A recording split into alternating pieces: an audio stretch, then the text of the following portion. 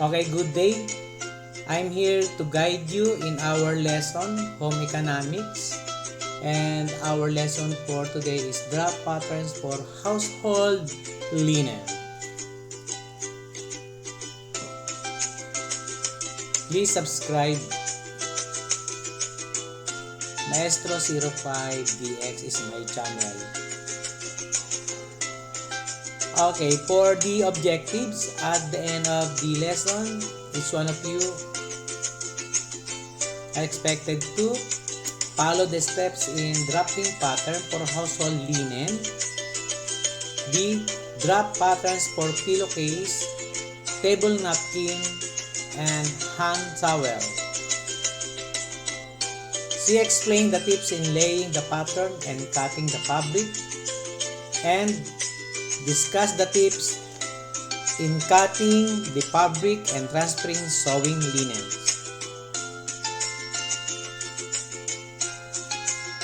Okay, so when making a sewing project, it is important to draft a pattern. And what is a pattern? A pattern, that is a template from which part of a garment are traced onto fabric before being cut out and assembled. And patterns are usually made of paper, and sometimes these are made of starchier materials like paperboard or cardboard if they need to be more robust to withstand repeated use. When I say repeated use, malimit na gagamitin, especially if you are making plenty of shorts or plenty of shirts or anything that you will use the pattern so many times. You have to use the paperboard or cardboard, but not the Manila paper.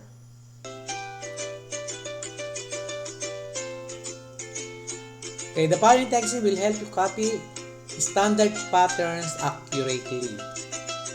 So use a tracing board or a tracing paper.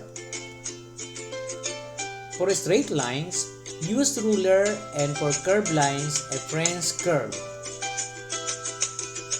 Run the tracing wheel firmly along the edge of the ruler only once.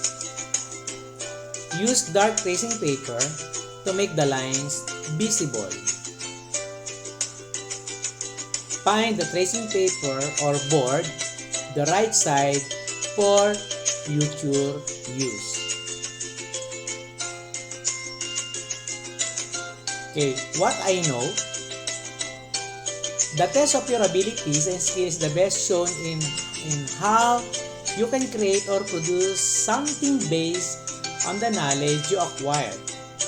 Now that you have prepared your materials, which I told you, you are ready to draft your pattern. Are you excited? So let us use or follow the steps in drafting pattern for pillowcase. Okay, you have to get your pillow. Okay, measure your pillow at home. Get the length and the width.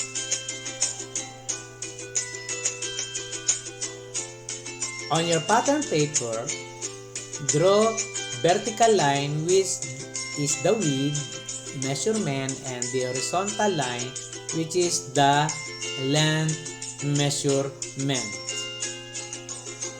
On my drawing, I revert it. Instead of horizontal is the length, I made it as the width, and the height is the vertical line. Okay, so let me discuss. Okay, extend the lines to form rectangle. Okay, so if you will notice, I extend it to form a rectangle. So that is after the measurement. Again, you have to get the measurement of your pillow. This is the width and this is the length. Use tape measure, meter stick or ruler, but be sure to measure it accurately. And then add 5/8 in a seam. So that is your seam allowances along the 3 sides of the pattern and 2 inches on the opening. Okay, I'll show it to you. Okay, so this is your seam allowance. Okay, so this is 2 inches below.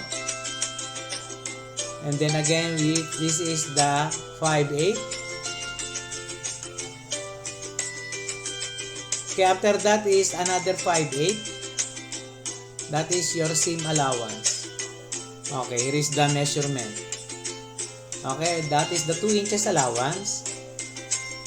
This is the 5/8 seam allowance. 5/8 seam allowance. Another 5/8 seam allowance. And then after that, then that is also the 5/8. After the 2 inches, you have to cut the pattern.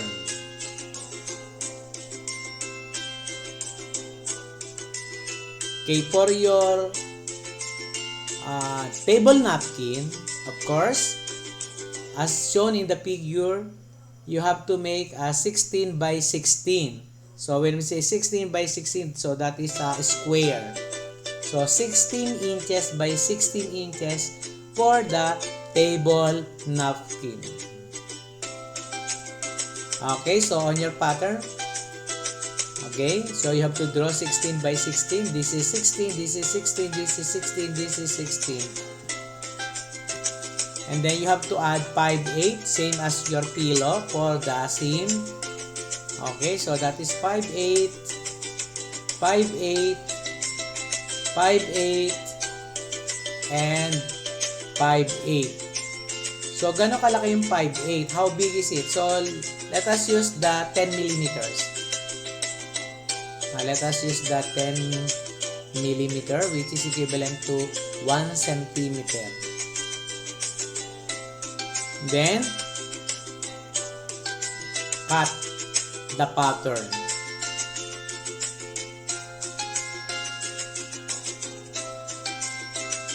Okay, how's your work? Did you find it interesting? You're going to submit that on Friday. Okay, so now let's move on. Okay, what's in? It is important to follow the step in laying out patterns on the fabric in order to ensure accuracy. Okay, so the following are directions in laying out pattern pieces. Okay. So determine which type of fabric fold you will use to maximize the use of fabric. Again, fold the fabric with the wrong side out and lay it on the table. Okay, here is how to do it. Okay, so you have that. And then, make a trial placement of all the pattern pieces. Economize the use of the fabric. And then, peel all parts of the pattern on the cloth. Make sure that they are placed on the right angles to the edge of the pattern, inch from the edge. Then, about 6 inches apart, straight edge. Then for curved edges, the pins should be nearer each other. Okay, this is how.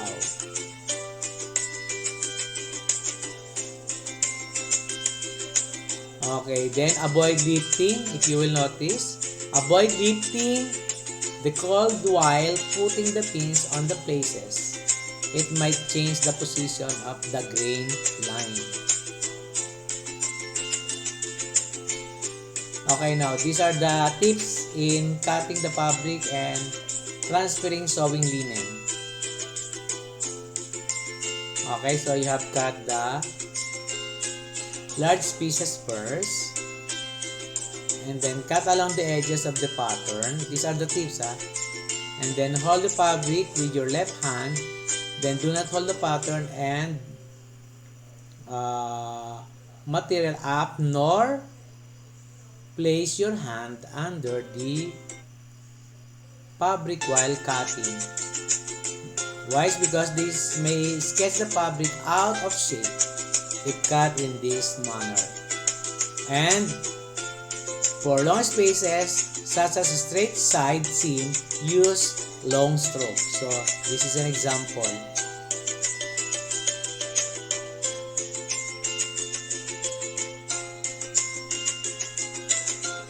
Okay, for short spaces,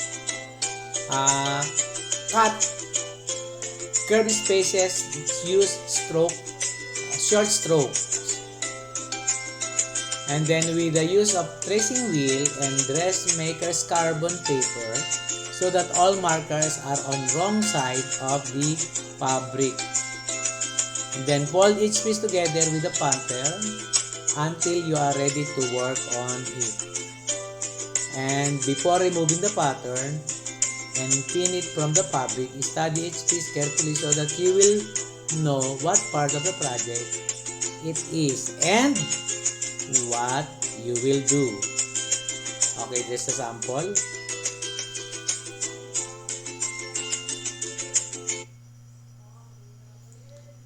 Next,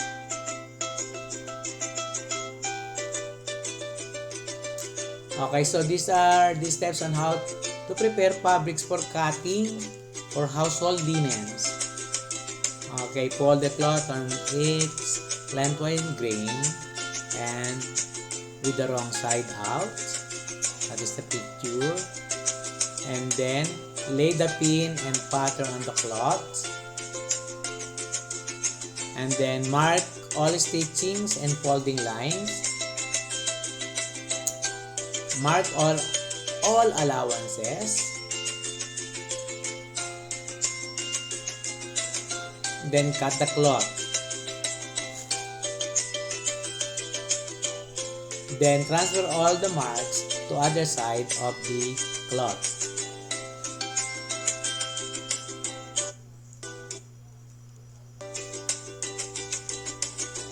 Then while working on the cutting of the fabric, following should be observed by you as the student. Okay, ensure your working tables are at good level. When sewing, keep your fingers clear of the sewing paper all the time, especially when you are a beginner or you are starting. Then when cutting, always sure you are wearing clothes and shoes. And then be aware when using pins. Then make sure floors are clean of any unnecessary items while working. If possible, avoid drinking and eating, especially around sewing machine and materials.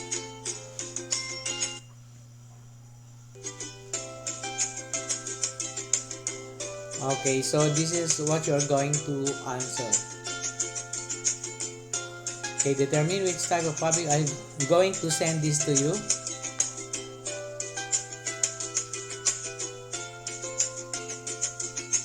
So there are only 10. You just write the true or false on the blank. Or let's go back again on the instruction. It says write C if the statement is correct and I for incorrect. C and I only. Okay, that's it, and thank you for watching.